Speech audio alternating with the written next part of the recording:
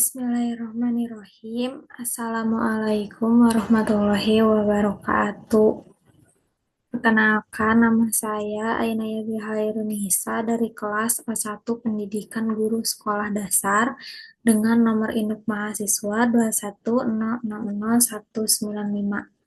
Pada kesempatan kali ini, saya akan mempresentasikan hasil penemuan saya mengenai sistem pendidikan dan juga kurikulum pendidikan yang berlaku di negara Swiss. Nah, untuk materi yang pertama yaitu ada profil dari negara Swiss itu sendiri. Nah, profil negara Swiss atau bisa dengan istilah Switzerland adalah sebuah negara yang memiliki pegunungan yang terkurung daratan di Eropa Tengah, berbatasan dengan Australia, Prancis, Jerman, Italia, dan Liechtenstein dengan luas wilayah 41.285 km persegi. Nah, ibu kota negara Swiss ini adalah Bern, di mana di kota Bern ini terdapat Sungai Are, salah satu sungai yang kerap dijadikan tempat berenang selama musim panas. Kota terbesar di Swiss yaitu Zurich, bahasa yang digunakan adalah bahasa Jerman, mata uang dari negara Swiss adalah franc Swiss, bentuk pemerintahan negara Swiss yaitu Republik Federal. Nah, lanjut materi yang selanjutnya yaitu sistem pendidikan di negara Swiss. Sistem pendidikan di Swiss diakui secara internasional untuk keunggulannya. Di samping tempat yang didanai negara, Swiss juga menawarkan beragam pilihan pendidikan berkualitas tinggi di sekolah swasta. Swiss membagi sistem pendidikannya menjadi tingkat sekolah dasar, menengah, dan juga tersier. Di setiap tingkat ada kemungkinan pendidikan terbuka untuk orang asing. Nah, selanjutnya yaitu anggaran pendidikan. Anggaran pendidikan di Swiss biasanya cukup besar, dengan sebagian besar pendanaan berasal dari pemerintah dan tingkat kanton. Secara umum, sekitar 5-6% dari total anggaran pemerintah dialokasikan untuk pendidikan. Namun, angka tersebut dapat bervariasi dari tahun ke tahun dan antara kanton-kanton di Swiss. Jadi, sebetulnya anggaran pendidikan di negara Swiss itu tidak menentu setiap tahunnya. Nah, namun angka yang didapatkan yaitu sekitar 5-6% dialokasikan untuk pendidikan gitu. Nah, selanjutnya ada materi prinsip-prinsip kebijakan pendidikan di negara Swiss. Pendidikan di Swiss didasarkan pada prinsip-prinsip seperti inklusivitas, kesetaraan, dan kualitas pendidikan yang tinggi. Sistem pendidikan di sana menekankan pada pembangunan individu secara holistik dan mempromosikan pendidikan akademik serta pertumbuhan kreativitas. Selain itu, Swiss juga menekankan pada kerjasama antara pendidikan formal dengan industri untuk mempersiapkan siswa untuk dunia kerja. Nah, prinsip-prinsip kebijakan di negara Swiss ini tidak hanya menekankan pada sistem pendidikannya saja, akan tetapi sistem pendidikan di sana bekerja sama dengan bidang industri untuk mempersiapkan siswanya siap di dunia kerja. Nah, selanjutnya yaitu ada manajemen sumber daya manusia di negara Swiss. Ternyata tidak hanya di Indonesia, melainkan di Swiss juga memiliki sumber daya manusia. Nah, apa saja sumber daya manusia yang ada di Swiss? Yang pertama itu adalah pendidikan berkualitas, di mana negara Swiss ini menekankan warganya atau masyarakatnya memiliki atau berkesempatan berpendidikan di pendidikan atau di sekolah yang berkualitas gitu. Swiss memiliki sistem pendidikan yang sangat baik, mencakup pendidikan dasar, menengah, tinggi, dan pelatihan kejuruan. Institusi pendidikan seperti ETH Zurich dan Universitas Zurich adalah contoh dari lembaga pendidikan tinggi berkualitas di negara ini. Yang kedua adalah keterampilan teknis. Sumber daya manusia di Swiss seringkali memiliki keterampilan teknis yang kuat, terutama dalam bidang teknik dan juga mesin, teknologi informatika, dan juga ilmu alam. Pelatihan kejuruan juga sangat ketat dipersiapkan untuk para pekerja untuk berkontribusi dalam industri-industri seperti manufaktur, presisi, farmasi, dan juga teknologi. Yang ketiga yaitu adalah kemampuan multibahasa. Keterampilan multibahasa merupakan aset penting di Swiss, di mana ada 4 bahasa resmi, yakni ada Jerman, Prancis, Italia, dan juga Roman. Kemampuan untuk berkomunikasi dalam beberapa bahasa memungkinkan pekerja Swiss berinteraksi dengan baik dalam lingkungan bisnis global. Yang keempat yaitu budaya kerja yang terorganisir dan juga efisien. Nah, budaya kerja di Swiss cenderung terorganisir, efisien, dan juga cermat. Pekerja di sini dihargai atas kualitas kerja mereka, ketepatan waktu, dan dedikasi terhadap tugas mereka. Yang kelima ada keahlian dalam industri tertentu. Nah, Swiss terkenal dalam beberapa industri tertentu seperti keuangan, farmasi, teknologi, medis, serta mesin dan juga perhiasan. Sumber daya manusia di negara ini sering memiliki keahlian khusus dalam bidang-bidang ini, membuat mereka sangat dicari oleh perusahaan-perusahaan di seluruh dunia. Lalu yang keenam ada stabilitas ekonomi dan juga sosial. Nah, di mana stabilitas ekonomi dan sosial yang tinggi di Swiss menciptakan lingkungan yang mendukung bagi sumber daya manusia untuk berkembang dan berkontribusi secara maksimal. Nah, itu merupakan sumber daya atau manajemen sumber daya yang ada di negara Swiss. Lalu materi yang selanjutnya yaitu jenjang pendidikan di negara Swiss. Nah, Swiss ini memiliki beberapa jenjang pendidikan yang wajib diampu atau wajib diikuti oleh seluruh rakyatnya.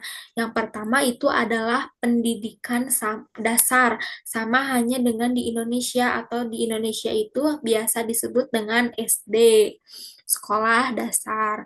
Nah, pendidikan dasar di negara Swiss ini mewajibkan seorang anak yang berusia 6 tahun untuk mengikuti pendidikan di sekolah dasar. Durasi pendidikan di sekolah dasar bergantung kepada kanton yang bersangkutan, yaitu sekitar 4 sampai dengan 6 tahun. Pada tahap ini, anak-anak tidak diklasifikasikan menurut prestasinya, melainkan pelajaran yang dihantarkan sesuai dengan bahasa yang digunakan di daerah tertentu, seperti bahasa Jerman, bahasa Prancis, bahasa Italia, bahasa Roman.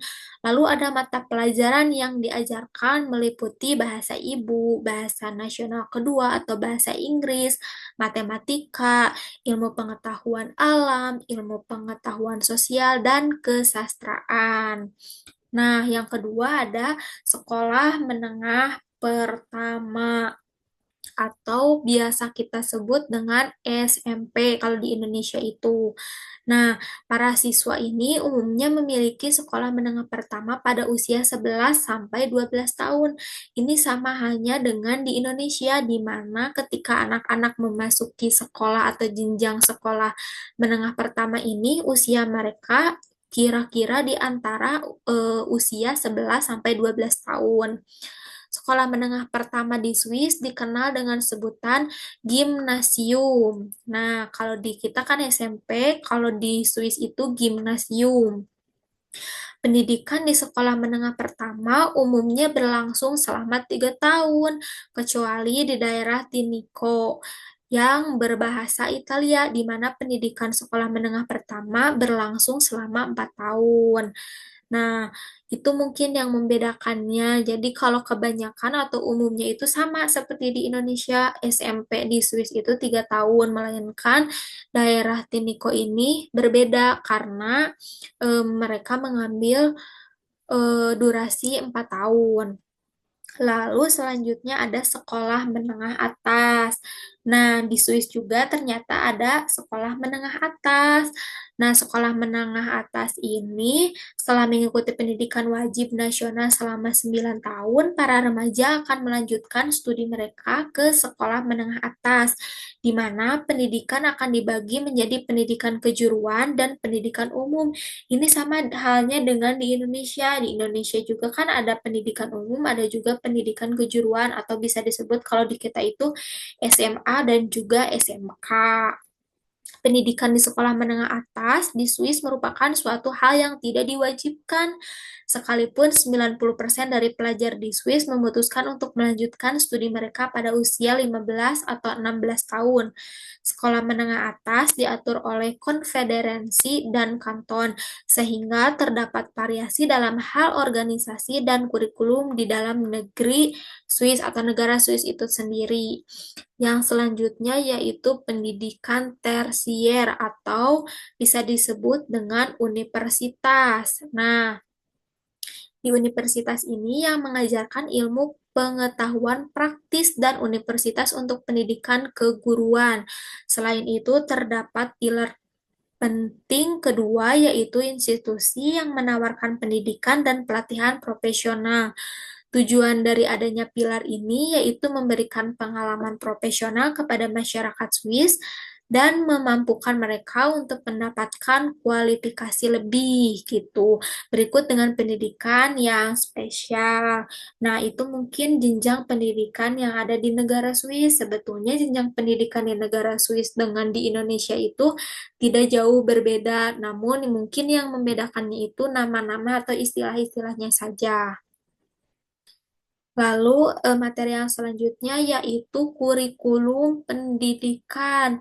Nah, kurikulum pendidikan di negara Swiss ini bagaimana sih gitu? Nah, di Swiss kurikulum dipengaruhi oleh prinsip-prinsip federalisme yang memungkinkan setiap kanton untuk mengatur kurikulum sesuai dengan kebutuhan dan nilai-nilai lokal. Terdapat beberapa karakteristik umum yang sering ditemui dalam kurikulum Swiss. Yang pertama ada pendidikan umum. Kurikulum Swiss seringkali menekankan pada pendidikan umum yang luas dengan fokus pada bahasa, matematika, sains, sejarah, seni, dan juga olahraga. Yang kedua ada pendidikan profesional. Nah, selain pendidikan akademis, sistem pendidikan di Swiss juga menekankan pada pendidikan teknis dan profesional. Hal ini memungkinkan siswa untuk memperoleh keterampilan praktis yang dibutuhkan untuk memasuki dunia kerja. Yang ketiga ada sistem dual, di mana sistem pendidikan Swiss dikenal dengan model dual yang menggabungkan pendidikan di sekolah dengan pelatihan praktisi di tempat kerja gitu. Jadi kayak pendidikan dual ini adalah kerjasama sekolah dengan tempat di mana untuk bekerja gitu, namun masih dalam bimbingan atau pengawasan sekolah gitu atau di bawah pimpinan orang yang berprofesional di bidangnya. Lalu yang keempat ada bahasa. Karena Swiss memiliki beberapa bahasa resmi, termasuk Jerman, Prancis, Italia, dan Roman, kurikulum biasanya mencakup pembelajaran beberapa bahasa, tergantung pada kanton tempat sekolahnya berada gitu. Lalu ada yang kelima, pendidikan kewarganegaraan. Nah, kurikulum Swiss seringkali menyertakan pendidikan kewarganegaraan yang kuat yang mencakup pemahaman tentang nilai-nilai demokrasi, hak asasi manusia, dan partisipasi politik. Nah, itu adalah kurikulum pendidikan yang ada di Swiss. Prinsip-prinsipnya itu terdapat 5, yaitu pendidikan umum, pendidikan profesional, sistem 2 bahasa, dan juga pendidikan kewarganegaraan. Nah, di sini ada kelebihan pendidikan di negara Swiss. Ternyata di balik semua itu, Swiss juga memiliki kelebihan di bidang pendidikannya. Apa saja kelebihan pendidikan di negara Swiss? Yang pertama, sistem pendidikan yang berkualitas. Yang kedua, penekanan pada keterampilan. Yang ketiga, dukungan untuk penelitian inovasi. Yang keempat, kebebasan akademi. Dan yang kelima, kesempatan karir yang baik. Nah, namun di samping kelebihan, ternyata Swiss juga memiliki atau terdapat kekurangan di bidang pendidikan itu sendiri. Contohnya seperti apa? Yang pertama, biaya hidup yang tinggi. Nah, ini biaya hidup di negara Swiss itu tinggi gitu ya, makanya menjadi kekurangan pendidikan di negara Swiss. Yang kedua, kurangnya keberagaman kurikulum. Jadi kurikulumnya itu tidak beragam seperti di kita.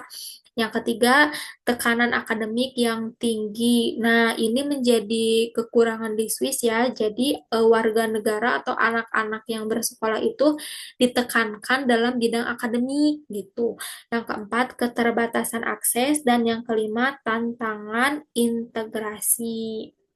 Nah, mungkin sekian presentasi dari saya. Mohon maaf bila ada kekurangan dan juga kesalahan. Wabillahi taufiq wa hidayah. Wassalamualaikum warahmatullahi wabarakatuh.